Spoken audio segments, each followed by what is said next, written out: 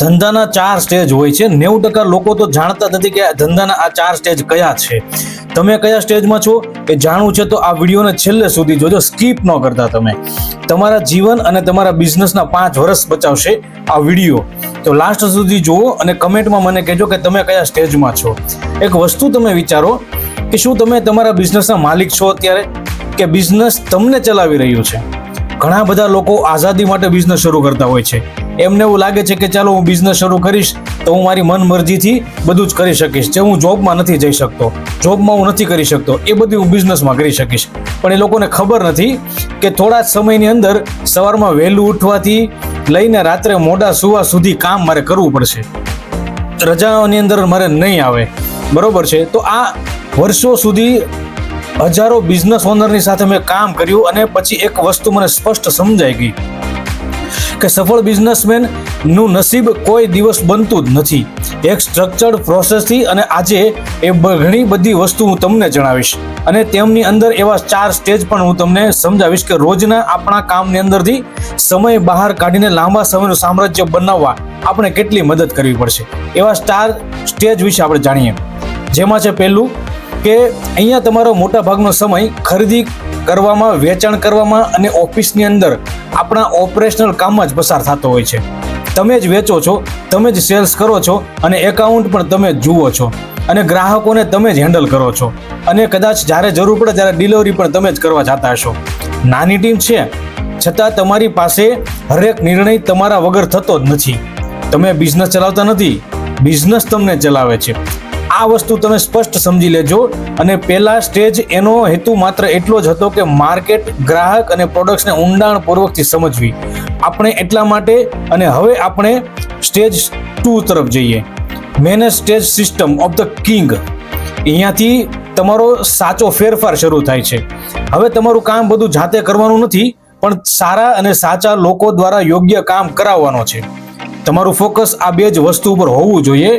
પહેલું છે કે ટીમ કઈ રીતે તમે મજબૂત બનાવી શકો છો એના ઉપર, અને સેકન્ડ છે કે એવી સિસ્ટમ બનાવવી આપણે કે દરેક કામ નક્કી થયેલી પ્રક્રિયા હોય છે એ મુજબ જ થાય. તો આવી 2 સિસ્ટમ તમારે બનાવવી જ પડશે. આજે નહીં તો કાલે, 2 મહિના પછી, 2 વર્ષ પછી, પણ આ સિસ્ટમ તો તમારે બનાવવી જ પડશે જો બિઝનેસને એક સારા લેવલ સુધી આપણે ગ્રો કરવો છે તો. અને જો સિસ્ટમ તમે નથી બનાવતા તો એક વસ્તુ ચોક્કસપણે સમજી લેજો કે બિઝનેસ પણ નથી, એ ફક્ત તમારી ઉપર આધાર કરતી એક મોંઘી નોકરી જેવું હોય છે. આ બીજું સ્ટેજ જો કોઈ વ્યક્તિ સમજી લે છે તો કોઈ પણ બિઝનેસની અંદર જો સિસ્ટમ કઈ રીતે કરવી છે એનો આઈડિયા અહીંયાથી આવી જશે. અને હવે આપણે નેક્સ્ટ 3rd સ્ટેજ ઉપર જઈએ, જે છે લીડ સ્ટેજ. અહીંયા તમે મેનેજર નથી પરંતુ લીડર બની જાઓ છો.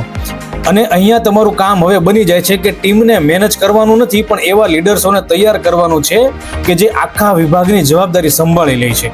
અહીંયા તમારું કામ ડેઈલીના જે નાના નાના નિર્ણયો જે હોય છે એના પરથી હટીને નવા શહેરોની અંદર કે માર્કેટની અંદર નવી તક અને બિઝનેસ એક્સપાન્ડ ઉપર ધ્યાન કેન્દ્રિત કરવાનું થાય છે. આ સમયે તમારો બિઝનેસ એવી સ્થિતિમાં પહોંચે કે જે તમારી ગેરહાજરીમાં પણ કામ અને નફો સતત આગળ વધતો રહે છે. આ સ્ટેજમાં મેં જે તમને કીધું છે, તમે જો એ બિલ્ડ કરશો અને જો ઇમ્પ્લિમેન્ટ કરશો તો તમે તમારા બિઝનેસની અંદર તો નવી તકો ઊભી કરશો જ તે, પણ સાથે સાથે તમે તમારા બિઝનેસને એક્સપાન્ડ બી કરી શકશો. એની ઉપર તમે વધારેમાં વધારે ધ્યાન કેન્દ્રિત કરી શકશો. અને હવે 4th સ્ટેજમાં આપણે આગળ જઈએ, જે છે લીપ સ્ટેજ.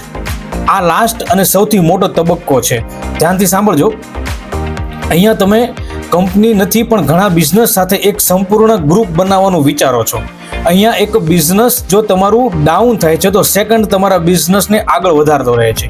અહીંયા તમારું જે ઇન્ટેન્શન છે માત્ર ઇન્કમ તો નથી રાખવાનું, પણ એવી લેગેસી બનાવવાનું હોય છે કે આવનારી પેઢીઓ સુધી જીવંત રહે છે. અહીંયા ગ્રોથ તમને એક સીધી રેખામાં નહીં પણ મલ્ટીપ્લાય ગતિએ થાય છે. અને હવે મને તમે એક વાત સમજાવો કે તમારો બિઝનેસ અત્યારે કયા સ્ટેજ ઉપર છે? ટ્રેડ, મેનેજ, લીડ કે પછી લીપ? તમારો જવાબ મને કમેન્ટમાં જરૂરથી લખજો.